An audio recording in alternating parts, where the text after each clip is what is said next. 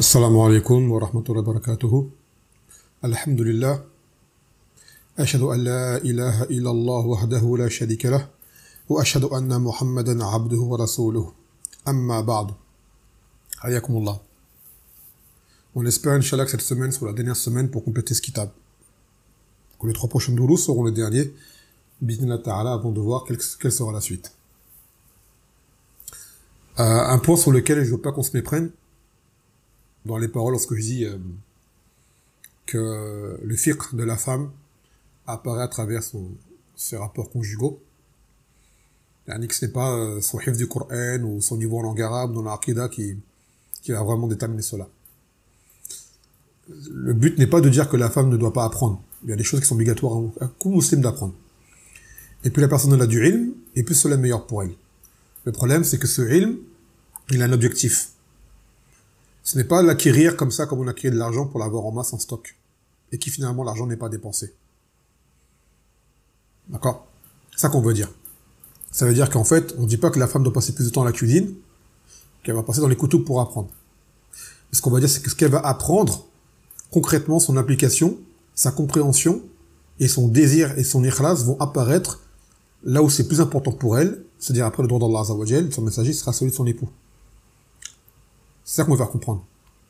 Par exemple, dans le hadith, on avait pris cette sahabiyat qui avait dit que son époux, Safwan ibn Mu'attal, l'avait frappé parce qu'elle lisait 2 sourates dans la salat. Regardez bien ce hadith, qu'est-ce qu'il vous montre? Que elle, à la base, elle a fait une sunna qui est de lire surat al-Fatiha, puis de lire une deuxième sourate. Et son mari ne voulait pas qu'elle le fasse. Donc, là, à ce moment-là, lire une deuxième sourate, c'est une chose qui est mustahabba. C'est une chose qui est recommandée dans la salat, c'est une sunna.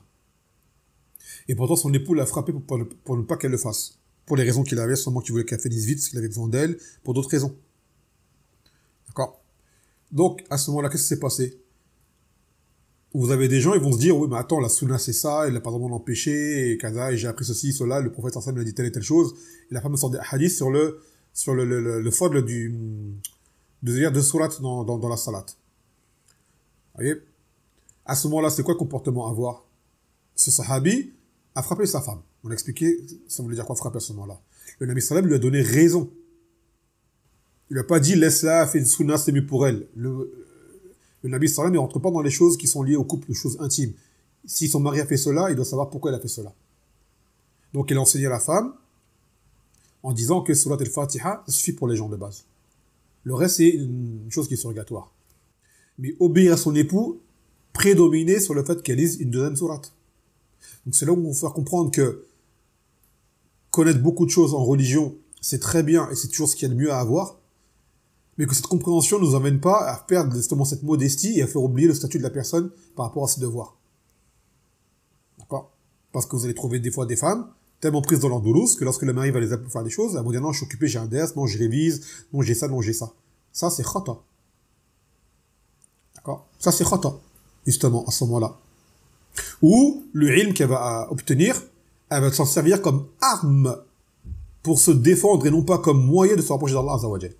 C'est-à-dire pour faire des polémiques, pour faire des jidels, j'ai appris telle chose, je connais tel hadith, je connais tel hukm, tel savant dit tel fatwa, ainsi de suite. Vous comprenez? Et ça mène à un jidel, ça mène à une dispute, et cette dispute-là, à la base, il faut l'éviter autant que possible. Et même si le mari, il a tort, car souvent, des fois, il arrive qu'il ait tort, que la femme, elle a raison, d'accord? Elle essaye de résoudre le problème de la meilleure façon. Et même des fois, se taire, c'est une bonne façon. Car des fois, les gens, avec le silence, il y a plus de dispute, et la personne elle-même réfléchit, et elle risque qu'en fait, elle a eu tort. Sans avoir besoin de tout le temps, comme on dit, jouer au ping-pong, il me répond, je te réponds, il me répond, je te réponds, il me répond, je te réponds, et ça dure pendant je sais pas combien de temps, et ça finit en dispute. Et des fois, ça finit en chose plus grave que cela. Donc c'est ça qu'on fait comprendre, en fait. D'accord? Donc, bien évidemment, on dit aux maris, on les encourage de laisser leur femme étudier. Mais que ces études soient dans leur contexte. Pas le ilm pour le ilm, mais le ilm pour pouvoir l'appliquer comme se doit, et que ce ilm apporte une modestie. Que ce ilm, normalement, il doit avoir comme résultat sur la personne qui la rend modeste. Et c'est pas comme je sais, je suis hautain et je rabaisse l'autre. Et également montrer à l'autre qu'il a tort, ce n'est pas forcément un mépris et une forme d'orgueil, parce que tu as des gens aussi, des fois, ils sont comme ça, malheureusement. Ils ont tort sur les masaïl, et ils n'ont pas les éléments de pouvoir débattre, de pouvoir... voilà. Quand tu leur dis, ils le prennent mal. Ils sont vexés. Parce que ces gens-là, peut-être qu'ils ont une estime trop haute de eux-mêmes. Donc des fois, on leur dit, tais-toi. Tu vois, tais-toi. Arrête de parler de ça. T'as pas le niveau, ainsi de suite. C'est pas un mépris, ça, de dire ça à la personne.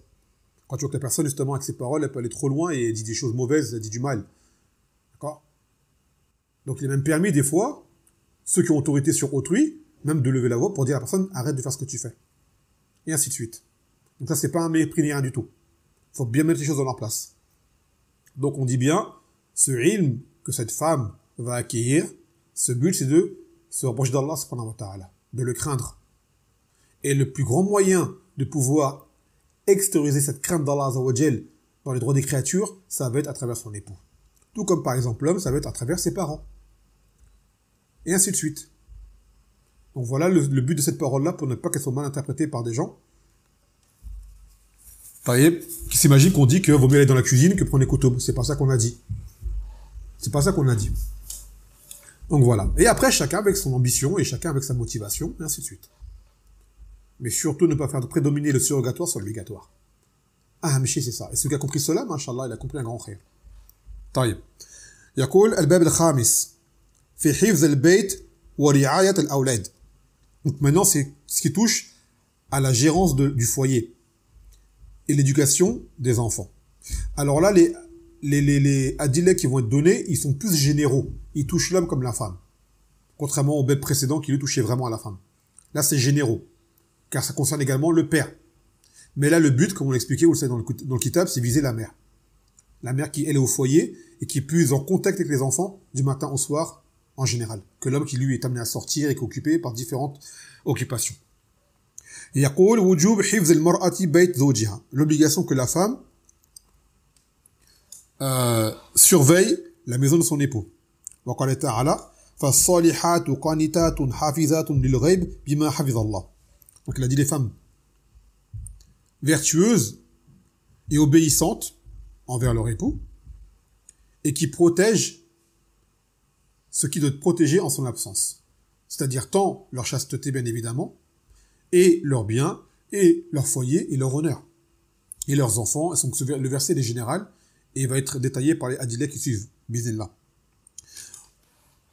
يقول عن عبد الله بن عمر رضي الله عنهما قال سمعت رسول الله صلى الله عليه وسلم يقول كلكم راع وكلكم مسؤول عن رعيته الإمام راع ومسؤول عن رعيته ورجل راع في أهله وهو مسؤول عن رعيته والمرأة راعية في بيت زوجها ومسؤولة عن رعيتها والخادم راع في مال سيده ومسؤول عن رعيته كلكم راع مسؤول عن رعيته متفق عليه.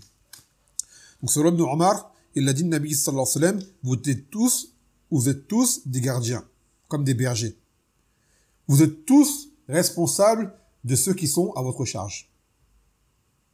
Donc il a dit, le gouverneur est responsable des gouvernés. L'homme est responsable de sa famille. Et la femme est responsable de la maison de son époux. Et elle est responsable de sa progéniture. Et le servant est responsable des biens de son maître. Et ainsi de suite. Donc chacun en fait a sa part de responsabilité. Chacun à son niveau. Tout le monde. La kinouna shahid, ce qui nous intéresse, c'est la mas'ouliyah de la femme. Donc il dit dans le sharh رعاية الرجل أهله فالقيام عليهم بالحق والنفقة وحسن العشرة. Donc maintenant c'est quoi le gardiennage, la garde de l'homme envers sa famille et qui plus est son épouse, c'est de leur rendre leurs droits dans la dépense et également de faire en sorte d'avoir une vie conjugale agréable. C'est-à-dire de bien se comporter autant que possible. Donc l'un des droits principaux, c'est la dépense pour la famille, pour le foyer, pour l'épouse et pour les enfants. Ça, c'est le rôle du père, exclusif du père. Il fait en sorte que dans la maison, tout soit, on va dire, disponible en mesure de ses moyens. qu'il y ait à manger tous les jours, que tout le monde soit vêtu, qu'il y ait un toit, et ainsi de suite, et qui vivent selon le ma'rouf, ce qui est convenable, et ainsi de suite. ورعاية المرأة في بيت زوجها فحسن التدبير في أمر بيته وتعهد بخدمة أضيافه. Donc maintenant, c'est quoi maintenant ce gardiennage que cette femme elle a envers le foyer de son époux? C'est qu'elle doit bien ordonner la maison, bien la ranger, bien l'organiser. D'accord? Et également faire en sorte de pouvoir honorer les invités que l'homme pourra être amené à emmener. Elle fait en sorte que les invités sont bien reçus. Ce qui implique qu'il y ait un service derrière, c'est-à-dire, comme le Cheikh Famine va le citer dans le kitab par la suite, la bonne nourriture et l'accueil hospitalier. Tout ce qui s'ensuit. Parce que, bien évidemment, quand un homme reçoit des invités et que sa femme, par exemple, prépare ce qu'il doit donner à manger, et que, par exemple, elle apporte et que la nourriture, elle est mal faite, ben, l'homme va être mal à l'aise devant ses invités. Il amène un plat, le plat il est brûlé, ou il y a trop de sel, ou il n'y a pas assez de sel, ou ainsi de suite, ou ainsi de suite. Il va être mal à l'aise. Après, ça peut arriver un accident. D'accord? Ça peut arriver une fois un accident, quoi. Mais que la femme se dise, mon mari, il a des invités. Et en fait, en réalité, si je le sers bien, elle sera honorable pour eux, pour lui, et surtout pour moi. Combien de fois, justement, ce pendant-là, on est invité chez des gens, et on sait que c'est la femme qui est cuisinée. En général. D'accord? Et ben quand les gens ont été bien reçus, ont mangé un bon plat dans la mesure du raisonnable, et ben ils font les éloges. Et ça, c'est une chose dont l'homme il est fier. Il dit ma femme, machallah, hein, par sa cause, j'ai pu honorer mes invités. Ils ont savouré un bon plat, ou ils ont bu un bon thé, ou ils ont bu un bon café. Ils ont apprécié, ils ont passé un bon moment. D'accord? Car c'est sa femme qui a fait le travail derrière. Donc ça, c'est une chose qui le rend fier et qui le rend heureux. Et bien sûr, donc c'est que des récompenses pour la femme. Et elle-même, elle a une réputation de femme hospitalière qui sait accueillir les invités. Masha'Allah.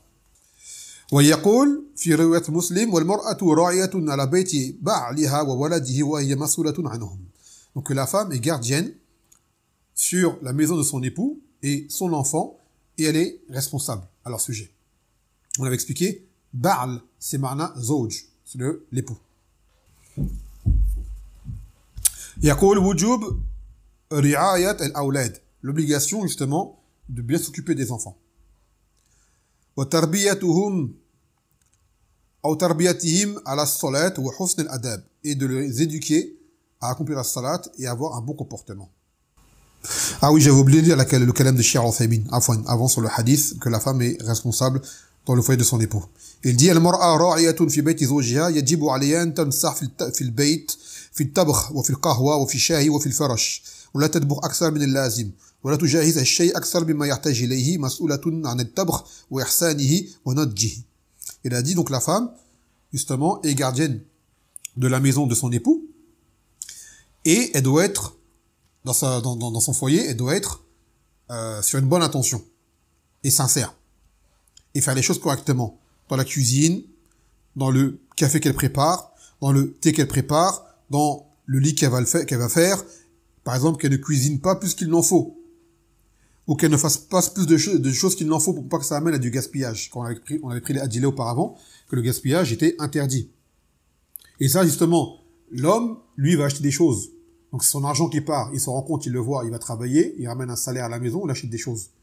Et ensuite, il voit que son argent, il part comme ça, en fumée, parce qu'il part dans le gaspillage. Bien sûr, ça va le déranger. Il va pas aimer cela. Et parce qu'il voit que son argent, en fait, il l'utilisait à mal escient. Alors qu'il aurait pu faire d'autres choses avec cet argent-là, de profitable. Et il voit, par exemple, que son épouse, quand elle fait à manger, elle sait pas doser, elle fait toujours trop, et ça finit à la poubelle. Donc ça, évidemment, ça cause des conflits, ça, à la maison. Donc la femme, elle fait attention par rapport à cela. Car même elle en profite. Plus le mari économise, et plus il y aura de l'argent pour les dépenses, pour avoir peut-être plus de confort, et plus de plaisir, plus de loisirs, de choses optionnelles. Mais si l'argent il part tout le temps et qu'à la fin du mois il n'y a plus rien parce qu'il y a eu beaucoup de gaspillage, bah là ça va causer une privation du fait qu'il y aurait une mauvaise modération. يقول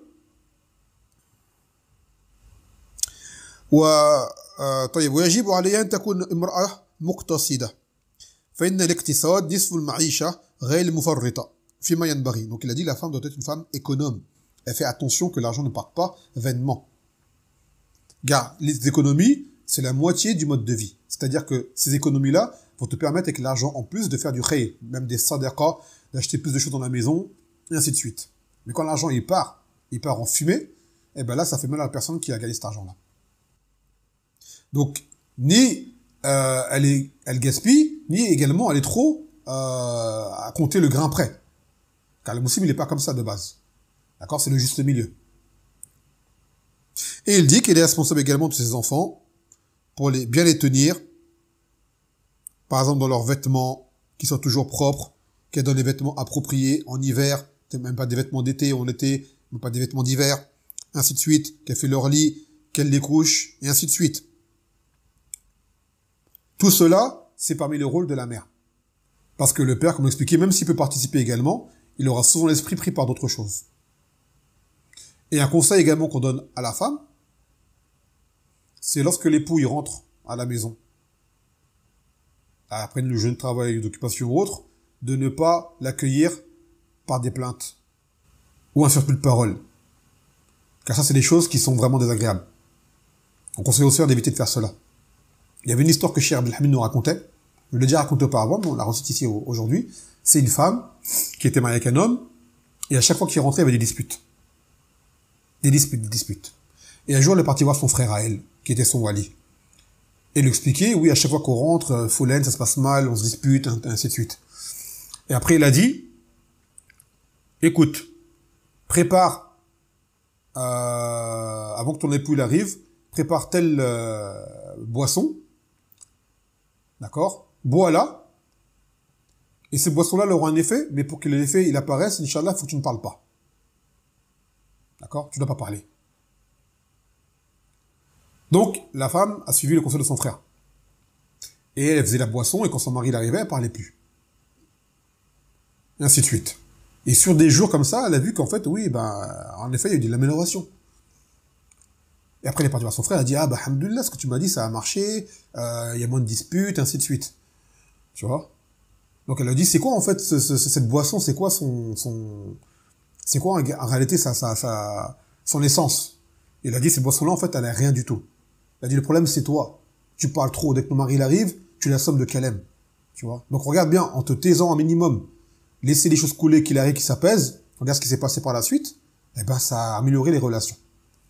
Donc il a dit, c'est pas qu'elle n'a rien à dire, mais ne pas accueillir une personne qui vient avec l'esprit rempli, qui vient de se reposer, de paroles qui assomment. Ça va amener des disputes. Donc la femme, par rapport à ça, elle anticipe, elle est intelligente. Même elle aimerait pas, par exemple, des fois, elle arrive fatiguée, les enfants, ils sont en train de crier, en train de dire, maman, on veut ceci, on veut cela, ça va la fatiguer, ça l'énerve. Donc on lui dit, à même échelle, peut-être plus grave encore, l'homme quand il rentre, et que directement on l'accueille avec des paroles accablantes, qui assomment, qui sont pas agréables, des mauvaises nouvelles, et ainsi de suite. D'ailleurs, vous avez l'exemple de Sulaym, radiyallahu anha, qui avait un enfant qui était malade avec Abu Talha, et qui est mort en son absence. Lorsqu'Abu Talha, il est rentré, vous pensez que Sulaym, il a dit, ton fils, il est mort, c'est une catastrophe, c'est une musiba, inna lillahi wa inna ilayhi raji'un, et ainsi de suite. Non. Elle a été très intelligente. Elle a dit aux gens de sa famille, quand Abu Talha, il arrive, ne lui parlez pas, c'est moi qui veux lui parler. Personne ne lui dit rien. Qu'est-ce qu'elle a fait? Il est arrivé. Elle a fait à manger pour lui. Elle s'est fait très belle pour lui. Ils ont eu des rapports. Il a demandé, mon fils, comment il va? Elle a dit, wa askel makan. Il est au plus calme qu'il n'a jamais été. Ce n'est pas un mensonge, c'est une parole vraie, vu que, une fois qu'il est mort, l'enfant, il est calme. Elle a fait en sorte qu'il s'apaise, qu'il soit à l'aise. Et par la suite, elle lui a fait une métaphore pour lui faire comprendre que son enfant a été tué. Que son enfant est mort, enfin, excusez-moi. Voyez? Donc, elle a fait en sorte, elle a pris en considération les sentiments de son époux quand il va arriver, de ne pas lui donner une chose aussi lourde à entendre, car ça peut, il peut mal le prendre. D'ailleurs, par la suite, il a quand même mal pris, Abu Talha. Il s'est quand même mis en colère, malgré tout. Mais après, il s'est calmé. Donc, imaginez-vous, elle aurait fait cela dès son entrée. Parce qu'elle connaissait son époux. Elle sait comment il est, donc elle a dit, moi, je sais comment, justement, lui parler, donc personne ne dit rien, c'est moi qui vais agir. Donc, il faut que la femme, elle soit comme ça, elle anticipe par rapport à son époux, elle le connaît, elle connaît son caractère, elle sait les sujets qui l'irritent, qui l'agacent, elle les évite autant que possible. Il faut apprendre, justement, anticiper. Il a été dit que Anas, il a dit, que le prophète sallallahu alayhi wa sallam, il n'a jamais fait de blâme. Pourquoi n'as-tu pas fait telle chose et telle chose? Et le ulama, pourquoi est-ce que Anas, il était intelligent, en fait? C'est parce qu'il anticipait les choses. Il apprenait à analyser le prophète Mohammed sallallahu alayhi wa sallam, il savait ce qu'il fallait faire quand il fallait le faire au bon moment. Et une femme qui agit de la sorte, masha'Allah, c'est vraiment un tawfiq d'Allah Azza wa Jal. C'est un comportement qui est réfléchi et très intelligent. Donc on conseille aux sœurs, lorsque le mari rentre ou quoi, d'éviter les sujets qui vont amener des disputes et qui vont amener à des conflits. Voilà. Mais quand il y a un problème à régler, on ne dit pas qu'il ne faut pas le régler, mais choisir le moment propice pour le faire. Et aborder d'une façon sage. D'accord? Non. Donc maintenant on revient par rapport au awlad. Allah Azza wa Jal, Ya ayyuhallazina amanu qu anfusakum wa ahlikum nara waquduha an-nas wal hijara 'alayha malaikatun 'ilazun shidadun la yasuna Allah ma amarahum wa yaf'aluna ma yu'marun. Ô vous qui avez cru, protégez-vous, c'est-à-dire vos propres personnes, ainsi que vos familles d'un feu dont les combustibles seront les hommes et les pierres, qui seront sous la garde d'anges rudes et durs, qui n'obéissent pas, qui ne désobéissent pas à Allah dans ce qu'il leur a ordonné et qui font ce qui leur a été ordonné. Donc ce verset, c'est un verset qui est vraiment très important, qui est lu souvent et qui est sous-estimé. Car le but en tout cela, c'est que l'insan, il pense déjà à se protéger lui-même. Il pense à se protéger lui-même.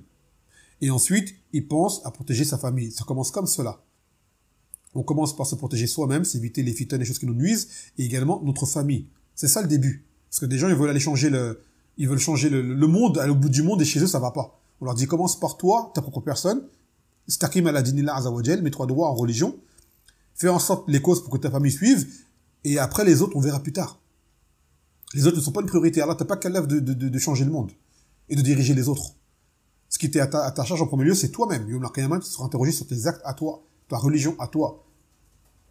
Et par la suite, tes obligations, dont ta famille. On l'expliquait, toujours faire passer ce qui est obligatoire avant toute chose. Comme قال النبي صلى الله عليه وسلم في الحديث القدسي قال الله عز وجل ما تقرب إلي عبدي بشيء أحب إلي مما افترضته عليه, que mon serviteur ne se rapprochera pas de moi par une chose plus aimée auprès de moi que ce que je lui ai rendu obligatoire. Donc toujours penser qu'est-ce qui est obligatoire et commencer par cela. Donc en premier lieu, soi-même, d'accord? Pense à toi, car si toi-même tu n'es pas bien, tu ne pourras pas diriger autrui. C'est comme un exemple, tu as un bateau et tu as des gens, ils se noient, et toi avec eux, tu ne sais pas nager. Tu ne sais pas nager, tu vas les sauver qui? En allant vouloir attraper les gens, tu vas couler toi et faire couler les autres avec toi. Donc en premier lieu, toi-même apprends à nager avant de vouloir aider les gens de la noyade. Sois d'abord toi-même un nageur, sans quoi vous allez tous couler ensemble. Malheureusement. وقال في وصية لقمان ابنه يا بني أقم الصلاة وأمر بالمعروف ونهى عن المنكر واصبر على ما أصابك إن ذلك من عزم الأمور ولا تصغر خدك للناس ولا تمشي في الأرض مرحا إن الله يحب كل مختال فخور واقصد في مشيك واغضض من صوتك إن أنكر الأصوات لصوت الحمير. En Surat Luqman, qui nous montre le sage discours que tenait Luqman à son fils. Dans le sens où Allah dit à propos de Luqman, ô mon fils, accomplis la salat, et ordonne le convenable, et interdis le blâmable, et patiente sur ce que tu vas endurer. Car cela fait partie de la détermination, c'est-à-dire de la force dans les choses. Et ne détourne pas ton visage des gens. Et ne marche pas sur terre, c'est-à-dire sois modeste dans ta démarche, car Allah n'aime pas tout présomptueux hautain. Et baisse ta voix lorsque tu parles, car la pire des voix est la voix de l'âne. C'est-à-dire, l'âne, vous avez entendu le cri de l'âne? C'est l'un des pires sons les plus stressants qu'ils puissent avoir. Donc les gens qui parlent fort pour rien, ça amène à cela. Donc il a appris à son enfant à faire la salat, le nom d'Allah Azza wa Jal, d'ordonner le convenable, d'interdire le blâmable, et de patienter. Ça, vous l'avez appris où ça? Dans Sul Salasa. Al-ilm, en premier lieu le savoir, ou al-amalu bi, et appliquer ce savoir, ou al-da'watu ilayhi, et appliquer ce savoir, ou al-sabr ala-la-zafi, et patienter ce qui va en découler, car cela est inévitable. Et aujourd'hui, les gens se lancent dans ce genre de choses, entreprise de la da'wa, mais ne patientent pas sur ce qui en découle, malheureusement. Ils veulent faire une da'wa, que tout se passe bien, que tout soit beau, que tout soit gentil. Et que ce sont les autres qui assument pour eux dans les dépenses, comme on l'a expliqué auparavant, faire des cagnottes, faire des demandes de dons. Non, tu fais da'wa, tu assumes. Tu assumes tout jusqu'au bout. Et si jamais des gens s'en prennent à toi, parce que tu as dit la vérité, tu assumes, tu ne vas pas pleurer, tu ne vas pas te plaindre, tu assumes, tu fais face autant que possible. Le musulman, il est comme ça. Et malheureusement, trop de gens rentrent dans la darwa, et quand il arrive des problèmes, ils se mettent à pleurnicher, comme on dit. Tant là, ils vont parler sur le minbar, faire des khutbas, et quand la France en fait des problèmes, ouais, j'arrête le prêche, oui, j'arrête, j'aurais pas dû dire ça, ainsi de suite. Non, assume ce que tu as dit, mon frère, va jusqu'au bout. Assume. Celui qui n'a pas compris cela, on lui dit alors la darwa, ne t'y investis pas, car tu vas pas réussir. Faut que tu affrontes ce qu'il y a derrière. Et si jamais tu vois que tu ne peux pas affronter, ne rentre pas dedans. N'en fais pas plus que ce que tu ne peux supporter. Et quoi que tu fasses, ta sincérité sera toujours mise à l'épreuve dans ce que tu vas dire. Toujours. Ça va pas être aux yeux des gens, toujours. Donc là, on voit le bon conseil que Luqman a donné à son fils. D'accord? D'être resté sociable. Et de ne pas marcher de façon arrogante. Et de ne pas être hautain. Et ainsi de suite. Et de ne pas lever la voix. Donc cela nous montre qu'il faut conseiller les enfants et leur donner des bonnes directives. Mais attention. Pour donner des bonnes directives aux enfants, il faut leur mettre des références devant les yeux. C'est pas en mettant des dessins animés, laissant dire des mangas, jouer à la PlayStation, ce genre de choses que ce genre de conseils vont laisser leurs fruits apparaître, jamais. Et c'est pas non plus à l'école que l'enfant va apprendre ça. Jamais. Il faut aussi que les parents craignent Allah Azza wa Jal et fassent les causes pour préserver l'enfant autant que possible. L'enfant, il faut qu'il joue, certes, il y a des loisirs, mais dans le halal. Dans le halal. À partir du moment où on habitue l'enfant au haram, on va avoir un goût amer par la suite. On va en payer les conséquences. On va en payer les conséquences. Les parents en premier lieu. والعياذ بالله. يقول عن عبد الله بن عمرو بن العاص رضي الله عنه قال قال رسول الله صلى الله عليه وسلم مروا أولادكم بالصلاة وهم أبناء 7 سنين واضربوهم عليها وهم أبناء 10 وفرقوا بينهم في المضاجع. Il a dit, Nabi sallallahu alayhi wa sallam, ordonnez à vos enfants d'accomplir la salat lorsque ils ont 7 ans. Et frappez-les sur cette salat lorsqu'ils en ont 10, c'est-à-dire s'ils ne la font pas. Et séparez entre eux dans le lit. Donc cet ordre, comme l'auteur cite de Cheikh Al-Thamin, يقول فإن الأولاد ليسوا بمكلفين فلا يتجه عليهم الوجوب وإنما الطلب المتوجه على أوليائهم أن يعلموهم ذلك فهو مطلوب من الأولاد بهذه الطريقة. Donc il a dit maintenant cet ordre-là dans ce hadith, d'ordonner les enfants à faire la salat, c'est pas pour l'enfant. L'enfant n'est pas mukallaf. S'il fait pas salat, l'enfant n'a pas de péché. L'ordre là, il est pour les parents. C'est à eux d'agir. Tu ordonnes à ton enfant de faire la salat. Quand il a 7 ans. Et 7 ans, c'est pas 7 ans comme les gens comptent avec le calendrier grégorien. On regarde dès que l'année recommence après le premier jour de l'an, après le 1er janvier, on compte une année. Non, tu regardes le calendrier hégirien. Il n'est pas pareil. Et souvent, à 7 ans, selon le calendrier grégorien, l'enfant est déjà arrivé à 8 ans. En réalité, dans le calendrier hégirien. Donc faites les bons comptes avec le calendrier lunaire. Ne vous faites pas avoir. Dans toute chose, dans la zakat, quand on la sort, c'est comme ça. D'accord? Et pour compter l'âge, c'est comme ça. Et à la base, on doit se baser sur le calendrier hégirien. Après, malheureusement, on a dû laisser aller là-dessus. Et les gens ne connaissent même pas les mois hégiriens. Quand tu leur dis, ça va être, مثلا, al-ishrin min Rabi' al-awwal, les gens vont dire, c'est quoi Rabi' al-awwal? Ils sont perdus. Parce qu'ils ne sont pas habitués. Mais en réalité, notre calendrier à nous, les musulmans, c'est le calendrier hégirien. Quand on prend le calendrier grégorien, on glorifie ces gens-là. Et en plus, ce calendrier grégorien ne coordonne pas avec les rites de l'islam. Ramadan, c'est quand que ça commence? C'est quand la lune, elle apparaît. Et ça commence avec quel calendrier hégirien? Le Hajj, comment on le fait? Ah, pareil. L'Eid, comment ça se fait? Par le calendrier hégirien. Donc, c'est ça notre calendrier à nous qui doit nous diriger et sur lequel on doit s'organiser en réalité. Donc, cet ordre-là, c'est sur les parents. Bien comprendre que si l'enfant ne fait pas la salat, il n'a pas de péché. Mais si jamais les parents n'ordonnent pas à l'enfant de le faire, ils auront des péchés, eux. Et le fait que tu leur donnes et qu'il ne fasse pas la salat, il a 7 ans, c'est pas un péché sur toi. Toi, ce qui t'est demandé, c'est de lui ordonner à faire la salat. Et de lui apprendre la salat, comme on l'a fait. Correctement. La tahara, de lui apprendre la tahara, de lui apprendre les piliers autant que possible. Même si tu expliques pas forcément quand tu vas le dire à un grand, mais qu'il sache qu'est-ce qu'il faut faire dans la salat et qu'est-ce qu'il ne faut pas faire. D'accord? Qu'il apprenne le temps, c'est-à-dire qu'il sait à quel moment il doit faire la salat et à quel moment il ne doit pas la faire. Et sa aura, la couvrir, qu'il ne doit pas parler, qu'il ne doit pas manger, qu'il ne doit pas jouer, se retourner, ce genre de choses. Lui apprendre au fur et à mesure.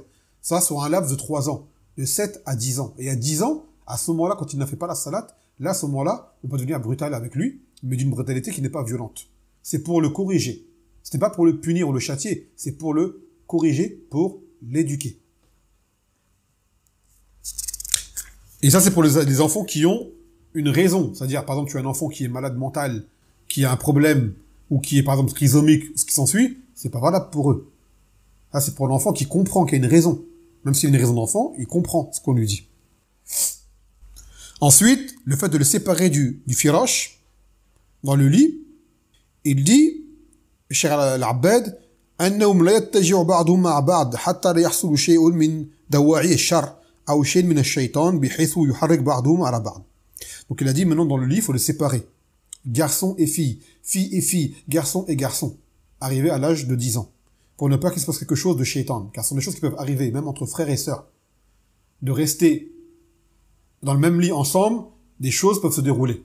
Tout comme il a été interdit à un homme de se retrouver nu dans une même couverture avec un homme ou une femme pareille. Car même tu n'es pas une personne qui est attirée par ça ou quoi, shaitan y vient et peut te faire des choses blâmables. C'est comme le fait, par exemple, l'interdiction de tendre une arme vers son frère. Que ce soit une arme à feu, que ce soit une arme blanche ou quoi. Parce que shaitan, il peut venir et te faire partir le coup. Et te faire un mauvais coup. Même tu n'as pas voulu tuer ton frère ou le blesser, ça arrive. Shaitan, il a une part là-dedans. Donc nous, l'islam est venu pour fermer les portes. Et combien d'histoires bizarres on a entendu entre des frères et des sœurs? Ça a commencé comment? Comme ça. Ils dorment ensemble dans le lit, et Shaitan vient et leur fait faire des choses qui arrivent à des résultats qui sont catastrophiques. Malheureusement. Et ça existe. Il ne faut pas se voiler la face. Ça existe. Subhanallah. Donc les enfants, on les sépare. Ils dorment chacun sur leur lit, ils ne dorment pas ensemble. وقال تعالى والذين يقولون ربنا هب لنا من أزواجنا ومن ذريتنا قرة أعين واجعلنا للمتقين إماما.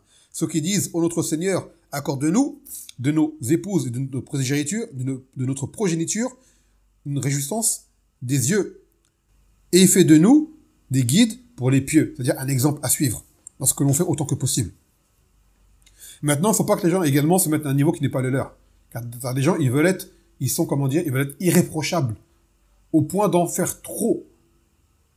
Et il a dit, le Nabi sallallahu alayhi wa sallam, la shadda ahadukum din ila gharabahu, qu'il n'y a aucun qui a été trop dur en religion, sans que cela ne soit retourné contre lui. Donc non plus ne pas être trop rigide. D'accord? Car même tu es trop rigide, tu ne vas pas tenir longtemps. Va à ton rythme. D'accord? Va à ton rythme. Et l'enfant également, prends conscience que c'est un enfant. Ne lui impose pas des choses qui sont trop lourdes pour lui. Et ainsi de suite. Et ton enfant, il n'est pas entre tes mains. Il est entre les mains d'Allah Azza wa Jal. Toi, tu veux pour lui le bien, tu lui fais faire les causes. D'accord? Et je sais qu'on a des erreurs qu'on a souvent tendance à commettre. L'enfant, lui fait mémoriser absolument telle chose, qu'il comprenne telle chose. Car après, c'est une joie pour nous de voir notre enfant, machallah, dans l'ilm, il avance et tout. Mais quand tu es trop lourd sur lui, tu le cherches trop, un jour, comme on dit, il y a le fusible, il pète. Il ne peut plus rien faire.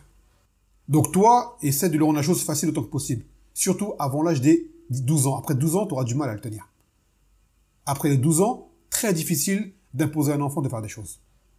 12, 13, 14, 15 ans, là, c'est vraiment l'âge.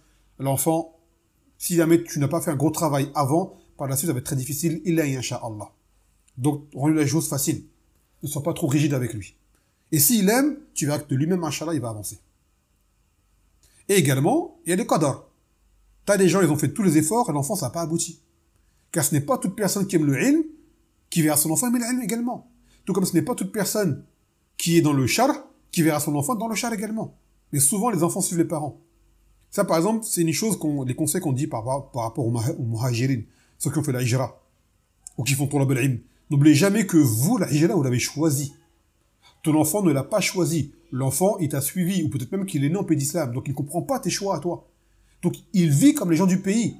Et souvent, arrivé à un âge, il peut avoir des envies de retourner de là où il vient. S'il sait qu'il vient de la France, et qu'en France, il y a ça, d'accord? Il aura envie d'y retourner. Donc, faire attention par rapport à ça. Ton enfant n'est pas comme toi. Ton enfant n'a pas fait tes choix. Ton enfant, soit il t'a suivi, ou soit, comme on dit, il subit. Donc, il ne sera pas investi comme toi tu le seras. Faut pas oublier cela. D'accord? Faut pas oublier cela. Donc, ton enfant, des fois, on peut voir des gens faire des efforts considérables et voir leur enfant arriver à un âge, l'enfant, il se rebelle, il se retourne, il change.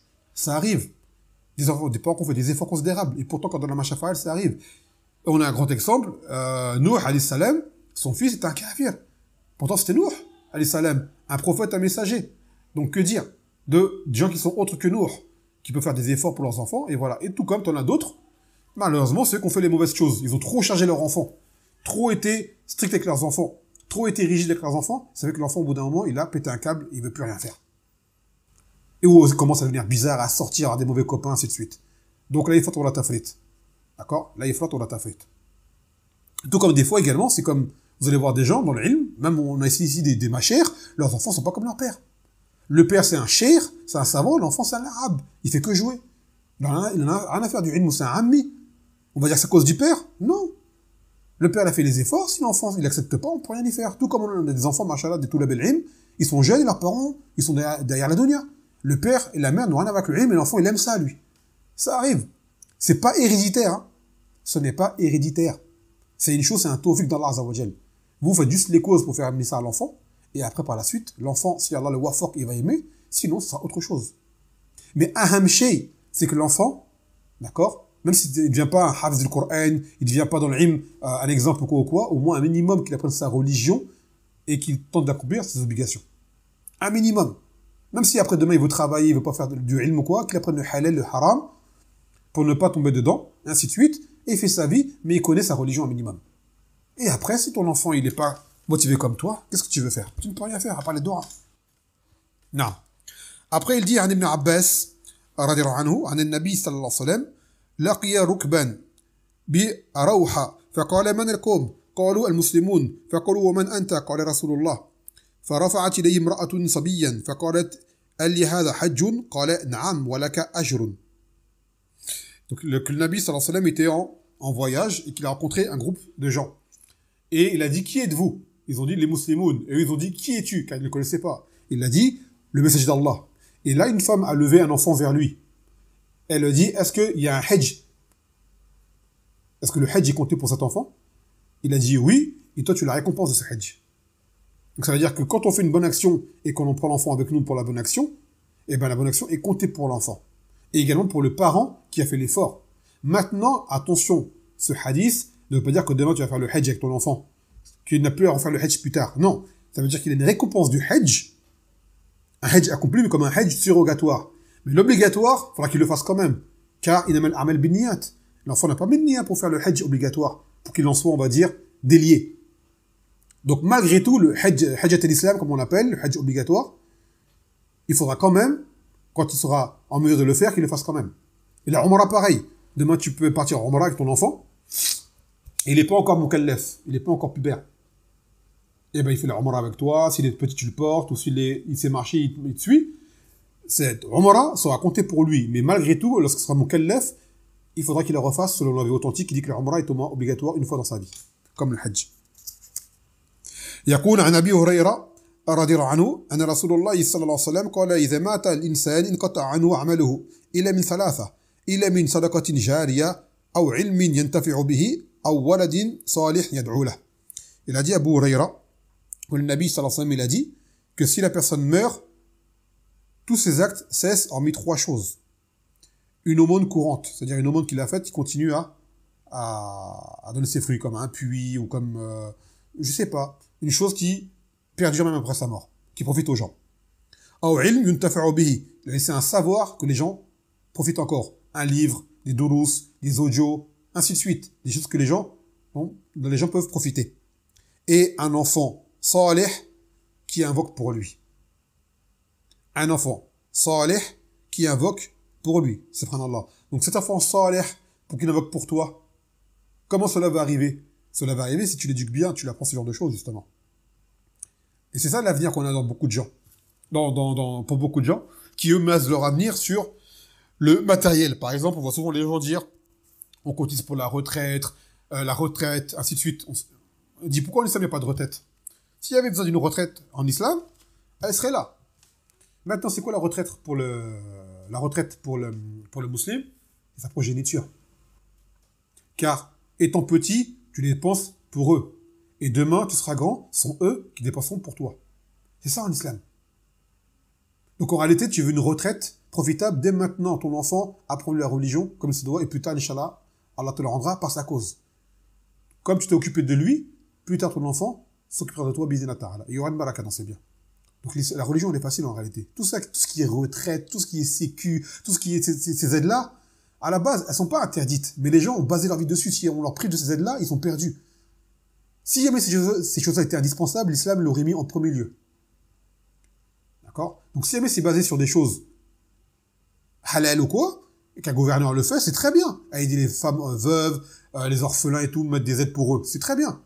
D'accord? Mais si jamais il n'y a pas, croyez pas que les gens vont mourir. Allah, c'est le razak qui donne son risque à toute créature. Si un enfant devient orphelin, vous pensez qu'il va être châtié parce que ton père est mort alors qu'il était pubère? Jamais de la vie.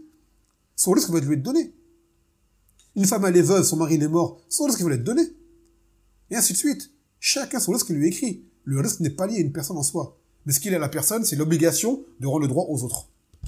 Bien comprendre cela. Donc, une femme est en droit de réclamer à son mari son droit de dépense, mais si jamais son mari venait à ne pas lui donner son droit de dépense, elle ne mourra pas de faim. Son risque, elle est écrit quand même dans le ventre de sa mère avant qu'elle se marie.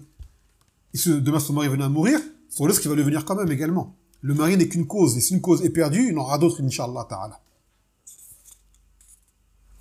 وعن أبي هريرة عن النبي صلى الله عليه وسلم قال إن الرجل يرتفع درجته في الجنة فيقول أن هذا فيقال باستغفار ولدك لك. Il dit le Nabi sallallahu alayhi wa sallam que la personne, en fait, dans le paradis, après qu'elle soit morte, elle se verra élevée et montée en niveau. Et il sera dit, mais comment je monte en niveau comme ça? Il sera dit, par la demande de pardon de ton enfant pour toi. C'est-à-dire les devoirs de son enfant vont aider aux parents, et là c'est valable pour... Le hadith, il parle de rajul, mais c'est valable pour la femme. Et quand on dit walad, ça veut dire garçon et fille. Ce n'est pas que le garçon. C'est le garçon et la fille. Et rajul, dans le hadith, c'est l'homme comme la femme. Donc, c'est même que tu te rendes compte, ton enfant te sera profitable après ta mort, si jamais, dès ce bas monde, tu lui donnes des bonnes bases pour y parvenir. Bon, on va s'arrêter là. Normalement, je devais prendre 2 babs en plus, mais bon, vu qu'on a fait des commentaires qui vont allonger le ders, on va s'arrêter là, bismillah ta'ala. Et le prochain ders, comme vous savez, sera Yom al-Sabt, Inch'Allah, samedi. فنكتفي بهذا القدر فسبحانك وبحمدك لا إله إلا أنت أستغفرك وأتوب إليك والسلام عليكم ورحمة الله وبركاته.